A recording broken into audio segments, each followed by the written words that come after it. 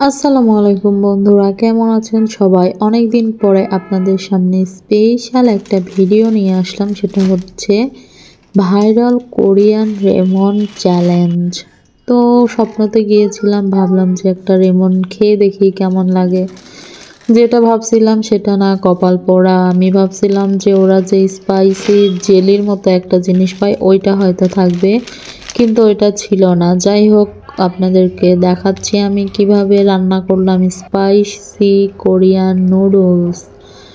আমার কাছে তো ওই স্পাইসি জেলিটা ছিল না, এই জন্য আমি এখানে বেশি করে সস দিয়ে নিচ্ছি যাতে করে ওইটার মতো দেখা যায়।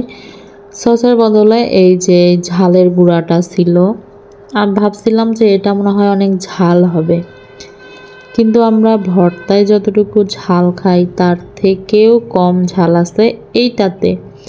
যারা যারা খেয়েছেন তারা হয়তো অবশ্যই জানেন যে এখানে ঝাল কেমন থাকে। তো আমার বলার কিছুই নাই, কিন্তু কালারটা আসছিল অনেক সুন্দর। এই যে দেখুন, আমার রান্নাটা হয়ে গেছে, কিন্তু আমি যেরকম ভাবছিলাম ওরকম হয় নাই। এখন ওইটাকে আমার ইচ্ছা মতো স্বাদ আনার জন্য আমি ঢেলে নিয়ে ভালোভাবে কিছু উপকরণ দিয়ে নিব। তো চলুন এখানে কি কি উপকরণ দেওয়া যায় আপনাদেরকে আমি দেখিয়ে দেই।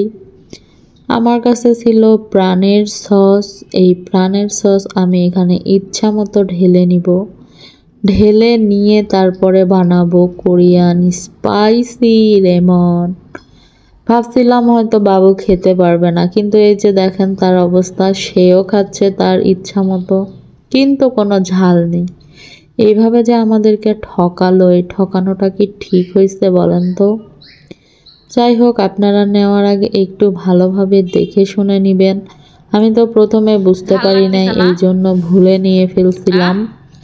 আপনারা নেওয়ার আগে যে দোকান থেকে নেবেন সেখানে জিজ্ঞাসা করবেন, অথবা প্যাকেটের গায়ে দেখে নেবেন।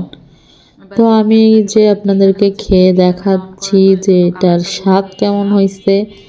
স্বাদ এতটাই জঘন্য, কি আর বলবো।